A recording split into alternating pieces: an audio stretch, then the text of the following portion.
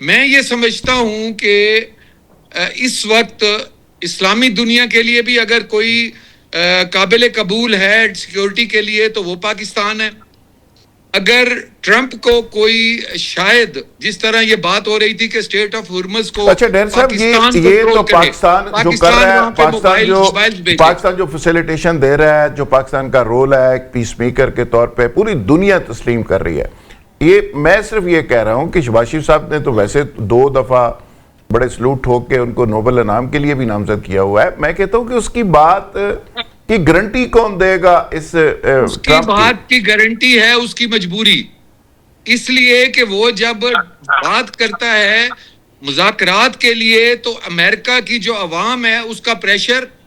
ان کے سینیٹرز کا پریشر اور دنیا کا پریشر اور یورپین کنٹریز کا پریشر, ٹھیک ہے, وہ جو پریشر ہے وہ اس کی گارنٹی ہے کہ مجبوراً اس کو پریس ٹاکس پر دوبارہ اپنا یہ جو ٹاکس ہیں ہماری کیا کہتے ہیں اسے, جو آپس میں بیٹھ کے مسئلہ حل کرنے کی, یہ جو ٹاکس ہیں اس کے اوپر دوبارہ اس کو یہ پریشر لے کے آ رہا ہے.